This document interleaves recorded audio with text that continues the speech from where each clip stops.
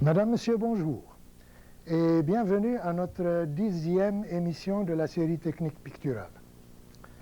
Pour cette 10e émission, j'ai l'intention de prendre les bouchées doubles. Comme les matières sont assez abondantes, je veux des fois parler de deux sujets à la fois. Le sujet de la journée était la perspective et j'ai voulu ajouter, parler un peu de la copie, de ses méfaits et de ses bienfaits. Alors, pour me tenir compagnie, dans cette émission, j'ai deux invités. Gérard Lapointe, un artiste peintre qui continue ses recherches à l'Académie Wattier, et à sa droite, Lisette Drainville, qui est artiste peintre aussi, une ancienne élève de l'Académie Wattier. Ils nous ont apporté avec eux leurs travaux et tout à l'heure, on va essayer de les critiquer un peu, de voir qu'est-ce qu'ils nous offrent et qu'est-ce qu'ils ont surtout tiré de leur enseignement à l'Académie Wattier. Alors, attaquons le sujet. On parle d'abord de la perspective. C'est la science qui règle la direction des lignes. Il faut tout de suite distinguer deux genres de perspectives. La perspective linéaire et la perspective aérienne. La perspective linéaire qui se traduit par des lignes qui convergent vers les profondeurs, vers un point qu'on appelle le point de fuite, et la perspective aérienne qui va pas se servir de la ligne, mais elle va se servir de l'atmosphère et de l'éloignement des plans. Je vais vous montrer tout à l'heure des exemples, vous comprendrez mieux. La perspective linéaire, elle est italienne. Ce sont les Italiens qui se sont servis le plus de la perspective linéaire. Ce sont les Flamands qui se sont servis de la perspective aérienne. Alors, je vais vous expliquer ça un peu. La perspective régulière, je ne vais pas perdre mon temps avec vous à les montrer, vous êtes assez avancés pour ça. Toutes les lignes convergent vers un point donné, c'est la perspective intérieure. On voit la perspective, le point de fuite à l'intérieur du tableau. Et vous avez aussi une perspective extérieure, c'est-à-dire, voilà, je vous mets ce tableau ici. J'espère qu'il va tenir. Sinon, il tiendra mieux ici. Voilà. Ici, vous avez un paysage de rue. La perspective va-t-elle où là-dedans? Là, vous n'avez qu'à tirer votre ligne et vous allez voir. À supposer que vous prolongez cette ligne-là. Elle va comme ceci, dans cette direction. Celle-ci, vous la prolongez, elle va aller là. Donc, ça s'est touché ici. L'autre doit aller, hop, là. Donc, ceci, c'est le point de fuite de ce tableau qui est là, mais le point de fuite est à l'extérieur du tableau. Maintenant, est-ce que quand vous allez être en pleine nature, en train de faire un tableau, est-ce que vous allez faire des lignes? Où est la perspective? Où n'est pas la perspective? Ne vous tracassez pas avec ça. Vous devenez à ce moment-là des arpenteurs géomètres. Ce n'est pas votre métier. Alors, je vais vous apprendre des trucs, comment faire par la suite, comment faire pour prendre la perspective. À supposer, dans ce tableau-là, il y a une ligne horizontale qui va suivre les plans de la perspective, mais il y a une ligne verticale qui reste toujours en place.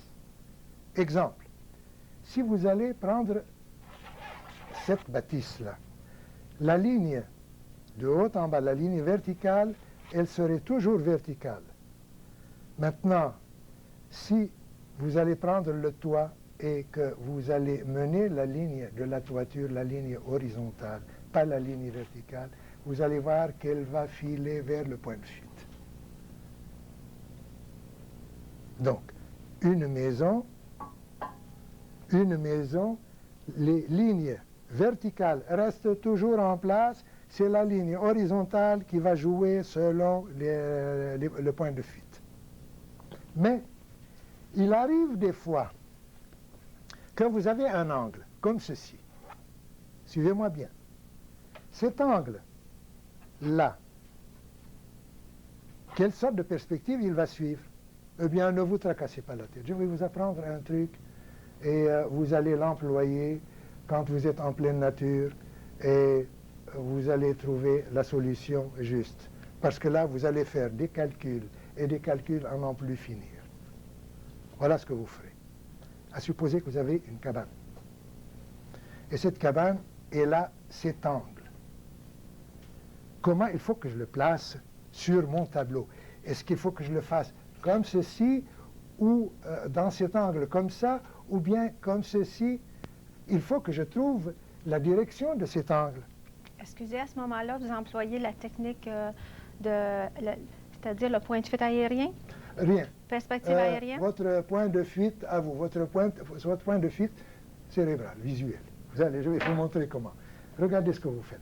Vous allez prendre votre pinceau et vous allez tenir votre pinceau comme ceci en donnant la direction le plan de votre crayon qui va coïncider avec le plan que vous venez. Vous allez prendre ça, mettons, vous prenez celui-ci. Vous placez votre crayon comme ça et vous barrez votre main. N'est-ce pas? Vous barrez votre main et mettons que votre maison, le haut de votre maison doit être ici, à ce coin-là. Il part d'ici. Mais quel angle il faut lui donner? Vous mettez votre crayon sur l'angle qui est devant vous, vous barrez votre main et vous mettez ça ici et vous faites votre ligne. Vous indiquez votre ligne. Vous faites la même chose pour celui-ci et vous barrez votre main et vous allez indiquer votre ligne. Vous avez l'angle exact. Quand est-ce que vous allez faire ça? Quand vous avez peu travaillé dans votre vie, vous n'avez pas fait beaucoup de tableaux. Mais arrive un moment où les peintres ne vont pas se servir de ça. Ils vont prendre toujours, comme vous les voyez, un peintre professionnel, il est en pleine nature, il a son pinceau, il prend son pinceau et il ne prend jamais de mesure. Avec son pinceau, avec sa main, il va faire comme ça des signaux. Là. On appelle ça salut à la romaine. Ça, pour voir les plans, les directions des plans et des lignes et tout.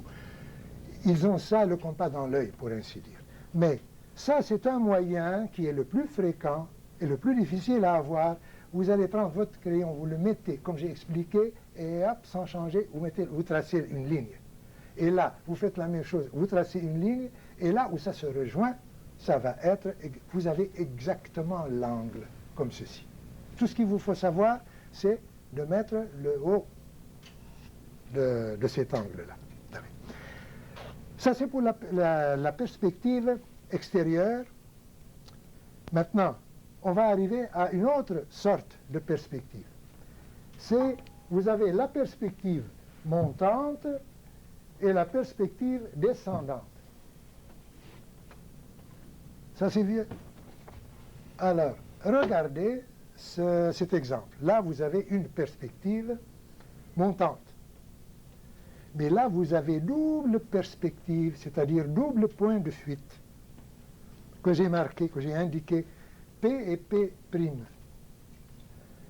Ça, c'est l'horizontale. C'est au niveau, ce n'est pas au niveau de l'œil, le P'. Attention.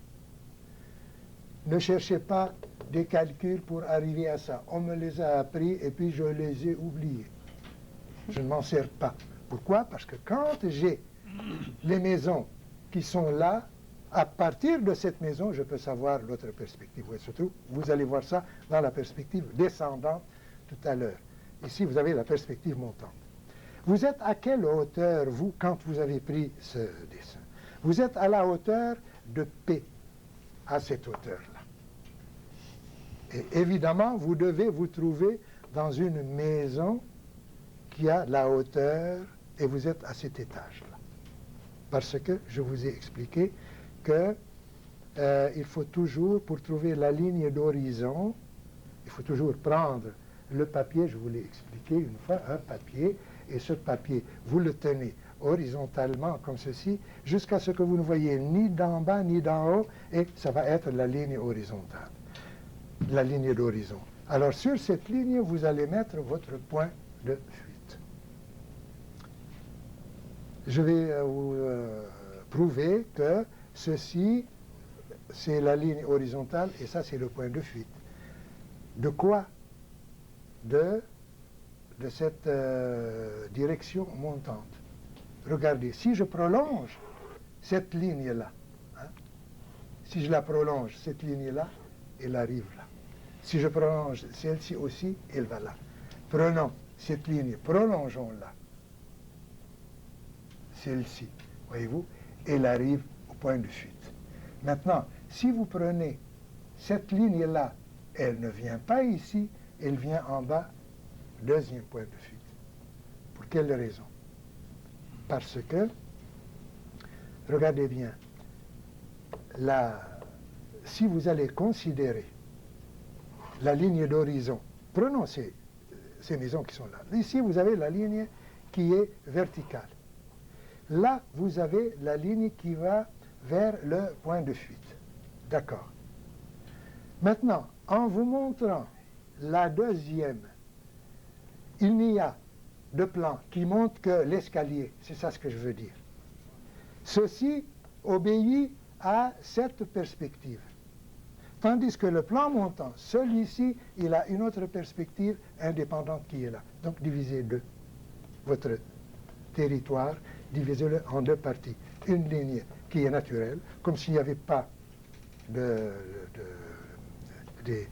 d'escalier, et vous avez une seule perspective, un seul point de fuite, mais comme vous avez un autre plan qui monte, celui-ci garde toujours la même place, donc il a un autre point de fuite qui est là. Bon. Maintenant, ce que je vous disais tantôt, ceci concerne les bâtisses qui est là, donc je m'excuse, au lieu d'être là, vous êtes à cette hauteur. Voyez-vous, vous êtes à la hauteur, dans une maison qui n'est pas dans le plan, vous êtes à la hauteur de cet étage et vous êtes en train de prendre le paysage de cette hauteur. Parce qu'on a dit que la ligne d'horizon est toujours à la hauteur des yeux. Et celui qui a pris ce tableau, il est dans une bâtisse qui est à peu près au même étage et il est situé justement, voyez-vous, ici, sur cette fenêtre. Il est en train de dessiner. Ça comprend cette perspective qui est indépendante. Ça, c'est la perspective montante. La perspective descendante, qu'est-ce que c'est? Vous avez ceci, c'est la perspective descendante. Ici, vous avez un village et un port. Mais là, le terrain descend. Comme par exemple, regardez bien, cette maison qui a là, elle a deux perspectives. La perspective naturelle, où la ligne d'horizon va vers le point de fuite, qui est là, et vous en avez, c'est la même maison. Regardez, le point converge. Je vais prendre cette ligne-là. Elle va se terminer au point de fuite, la ligne-là. Vous prenez celle-ci, vous prenez ça, cette ligne-là, elle va converger vers le point de fuite. Ça aussi. Mais qu'est-ce qui va venir au point, au deuxième point de fuite? C'est la partie du territoire qui s'effondre et qui descend. L'autre ne change pas. Exemple, vous avez la direction de cette maison. Ici, les deux maisons qui sont là, ça commence à tomber parce que le terrain, il vient par là, le terrain plat, et ensuite vous descendez et vous allez vers le port. Donc, ce terrain commence à descendre. Alors, ce qui arrive, vous allez tracer une ligne qui va du bas des portes allant vers le point de fuite. La même chose ici. La perspective du haut va vers le point de fuite parce que la maison, elle est normale, tandis que le bas, ça s'effondre, ça épouse la forme du terrain qui descend. Et regardez, prolongez cette ligne vient là et ne vient pas ici. Ça, c'est-à-dire, vous allez tout de suite dire, j'ai deux perspectives à combler dans mon tableau. Je prends d'abord le terrain plat et je lui fais sa perspective, point de fuite et tout et tout. Ensuite, vous dites maintenant, la partie du terrain qui tombe, qu'est-ce que j'en fais? Là, vous allez trouver une autre perspective. Bon, maintenant, on va arriver à la perspective aérienne. Ne vous occupez pas trop de perspective. Je vous montrerai tout à l'heure des grands maîtres qui sont allés contre la perspective. Parce que, figurez-vous, tout esprit d'initiative est lié à un sens du conflit. C'est-à-dire, si vous voulez ouvrir de nouvelles voies, vous êtes artiste et vous voulez percer. Si vous voulez aller ouvrir de nouvelles avenues, trouver un moyen personnel que personne n'a fait, il faut que vous alliez contre les normes. Il faut que vous alliez contre les normes régnantes, les normes déjà établies. Il ne faut pas faire comme tout le monde, c'est-à-dire. Faites comme tout le monde, si vous voulez, d'accord, mais ne ressemblez à personne. Donc, pour la perspective, ne vous inquiétez pas trop. Je répète toujours que tous ceux qui sont arrivés dans tous les domaines, ils ont fait quelque chose contre les règles. Le génie, qu'est-ce que c'est? C'est aller contre tout. Contre les normes. C'est ça le génie. Donc, ne vous occupez pas trop des règles. Mais M. Attier, pour déroger des lois quand même de la perspective, il faut les connaître d'abord. Il faut les connaître d'abord. Voilà.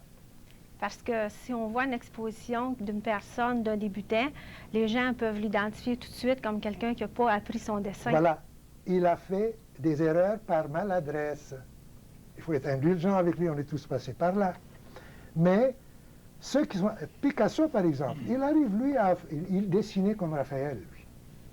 Mais comment il faisait ces demoiselles d'Avignon? On en a parlé dans une émission dernièrement. Parce que quand il faut apprendre ça, vous les apprenez. Mais si par la suite vous allez déroger à cette règle, vous allez déroger à la règle par connaissance de cause, pas par maladresse, comme faisait le débutant. C'est ça.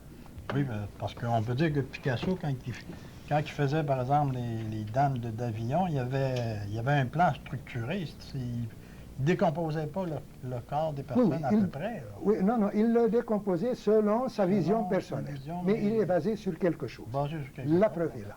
Bon, alors maintenant, je vois que le temps presse, je ne vais pas pouvoir parler de la deuxième. Pour la perspective aérienne, vous allez... Oui, il n'y a pas de ligne.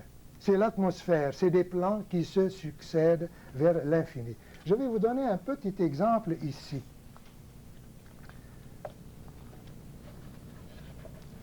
De la perspective aérienne, un petit exemple et vous allez le voir. Il est très simple à voir. Bon, alors, ce paysage que vous avez ici, celui-ci.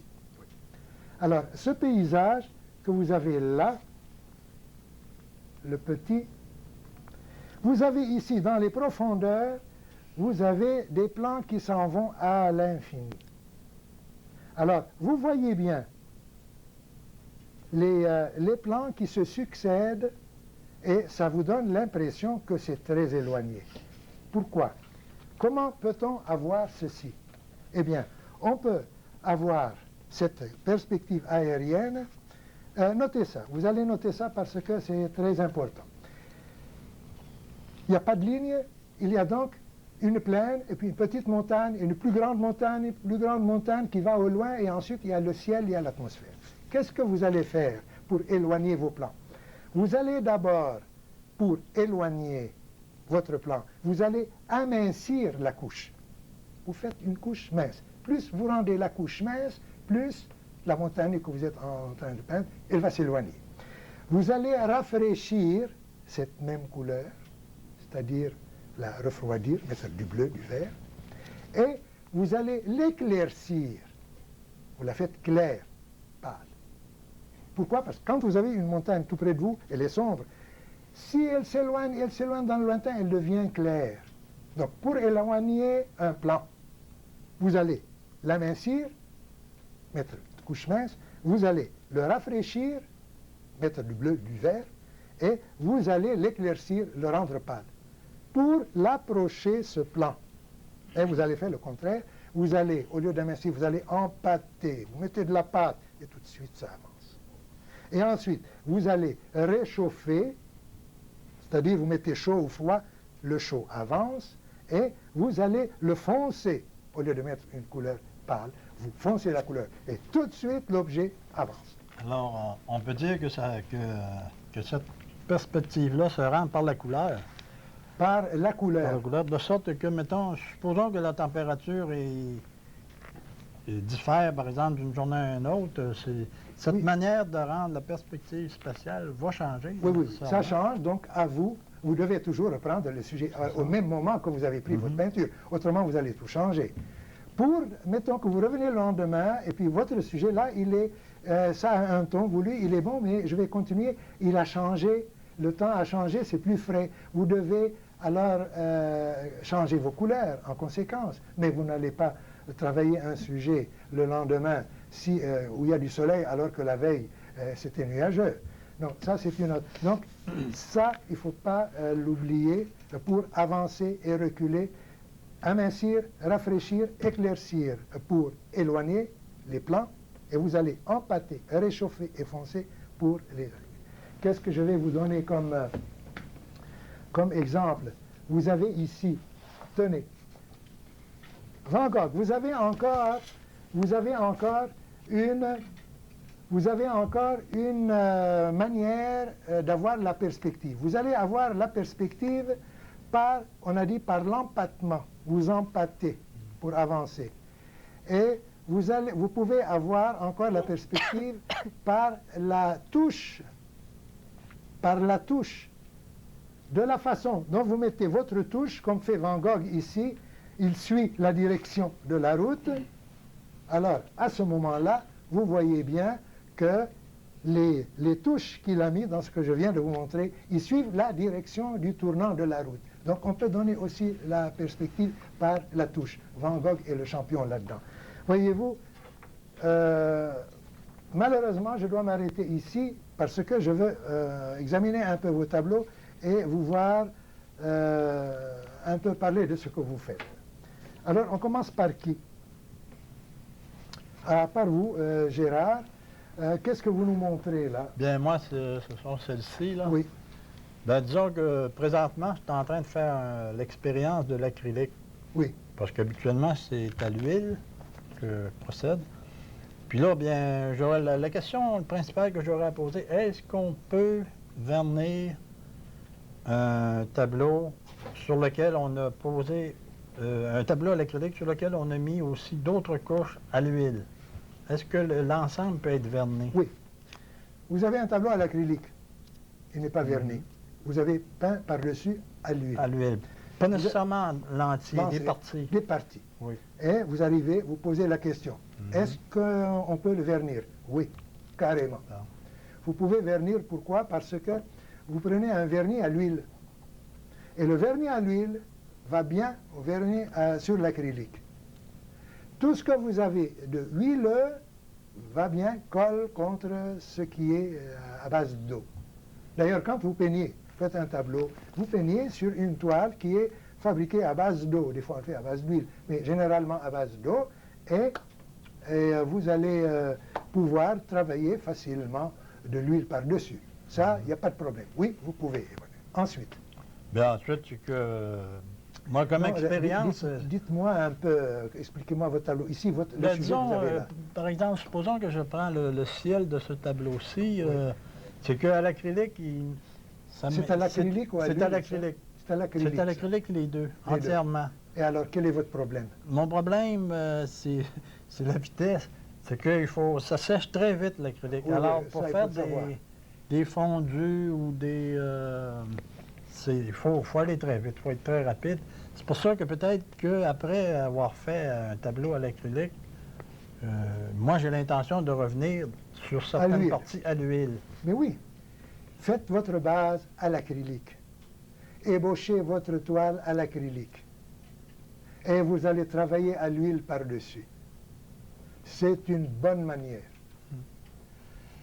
C'est parce que je pense que ceux qui peignent à l'acrylique procèdent surtout par aplat, je pense. Je suis pas sûr. Là. Ça dépend. Moi, j'ai pas d'expérience. On peut travailler par aplat comme on peut travailler par épaisseur. Comme ça, puisque ça sèche vite, on peut faire épais comme ça. C'est plus facile à travailler épaisseur à l'acrylique qu'à l'huile. Je vais passer à votre camarade, le temps nous presse. Okay.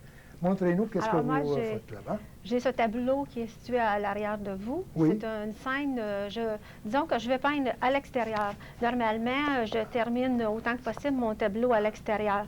Mais je procède aussi par photo. Alors, par photo ou par diapo, à ce moment-là, ça me permet de terminer mon tableau à l'intérieur. Avez-vous pris quelques Sketchs sketchs sur là-bas? place, À je quoi? fais toujours. À quoi Soit vous au faites? pastel, Oui. ou seulement au fusain, puis à ce moment-là, je prends ma photo au même moment Oui. que je peux terminer mon Oui, photo. oui. Vous pouvez employer la photo. Pourquoi? Parce que la photo, c'est un document.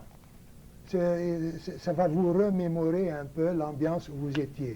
Mais ne vous fiez jamais sur les couleurs de la photo. Donnez votre appareil à une compagnie, donnez ça à une autre compagnie, vous n'allez pas toujours avoir le même résultat. Bon, alors, je vous remercie, c'est tout le temps qui nous reste. Merci de m'avoir tenu compagnie.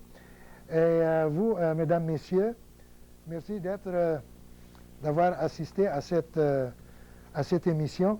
La prochaine fois, nous allons procéder à une émission qui est très intéressante pour les artistes peintres, évidemment. Et alors, à la prochaine. Bonjour.